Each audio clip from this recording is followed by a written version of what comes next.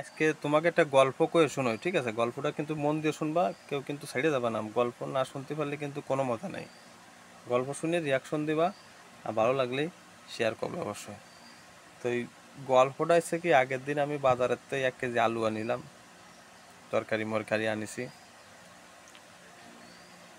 এবার দুপুরে রান্নার সময় দেখি, দুপুরে রান্না করার সময় দেখি আমার ওই বউটা ওই আলু তরকারি, মানে 1 কেজি আলু যেসব তরকারি আনিছি মাছ টাছ দিয়ে সব একসাথে একবারে রান্তিছে।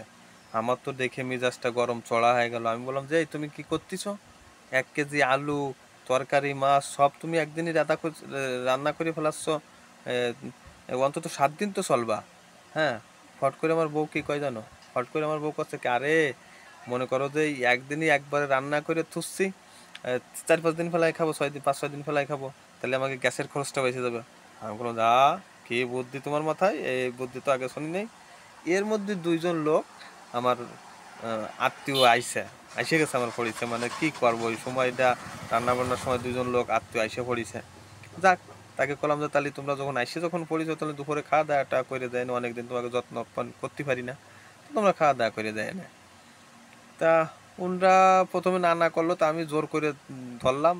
জোর করে ধরার পরে আর ছাড়তে পারলো না, বুঝো না? একটা আত্মীয় স্বজনের একটা আপ্যায়নের একটা বিষয় আছে না। তা ওরা থাকলো, তাহলে আমি করলাম কি যে তাহলে আমি মাংসটা কিনে নিয়ে আসি বাজারের থেকে, মাংসটা যাই কিনে নিয়ে আসি। তো মাংস কেনার জন্য আমি বাজারের উদ্দেশ্য রওনা হলাম। চলে গেলাম বাজারে, যাই বললাম কি যাই আমাকে একটা গোটা একটা মুরগি দিত, একটা ফুল একটা মুরগি মেরে দিত, খুব সুন্দরভাবে বানাই দিবি। তা দোকানদার আমাকে বললো কি, আরে আপনাকে মশাই মুরগি এত সুন্দরভাবে বানাই দেবো, মানে পুরো মাখনের মতো বানাই দেবো। হ্যাঁ মাখন? মাখনের মধ্যে যদি মুরগি নেবো তাহলে মুরগি কেন নেবো, তাহলে তো মাখনই নিয়ে ভালো। তো আমি কি করবো, আমি বললাম তো থাক, তাহলে মুরগি দিয়ে হবে না, আমি মাখন নিয়ে যাই। এবার মাখন দোকানে গিয়ে বললাম যে মশাই আমাকে খুব সুন্দর মাখন দিন তো, ভালো করে ভালো মাখন দিন তো। তো উনি আমাকে বললো যে আরে মাখন দেবো, মাখন হবে পুরো মধুর মতো, মধুর মতো মাখন আমি তোমাকে দিয়ে দেবো। তা আমি বললাম যে আবার কি বললেন মধুর মতো মাখন? তাহলে মধুর মতনই যখন মাখন হবে তাহলে মাখন নেবো কেন, তাহলে মধু নিয়ে যাবো। তারপরে গেলাম সেই মধুর দোকানে। মধুর দোকানে গেলে যাই বললাম যে আমার কাছে সস্তার ভিতরে একটু ভালো মধু দেন তো, মধু এখন ভালো মধু লাগবে, সস্তার ভিতরে হবে। তো উনি বলছে ঠিক আছে দিচ্ছি। তার এই মধু যখন দেবো পুরো জলের মতো মধু দেবো, একেবারে ফ্রেশ মধু, জলের মতো ফ্রেশ। তাই আমি বলছি জলের মতো ফ্রেশ মধু? আরে মধু যদি জলের মতো ফ্রেশ হবে তাহলে মধু কেন নেবো, তাহলে তো জলই নেওয়া বলো। আর জল তো আমার বাড়িতে আছে।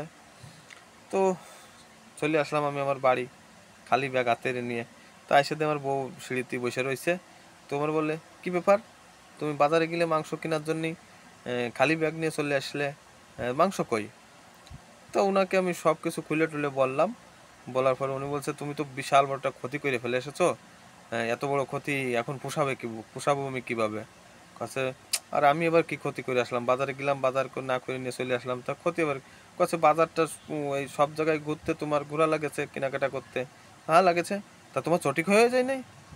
আরে বোকা, আমি কি অত বোকা নাকি আমার চটিক হয়ে যাবে? আমি তো ওই আত্মীয়র চটি পাই দিয়ে গেছি গো বোকা। তখন কি ব্যবস্থা বলতো, ওই আত্মীয়রা ওখানে বেহুশ, পরে ওরা পালিয়েই বাঁচে না ওখান থেকে, বুঝছো? কিরাম?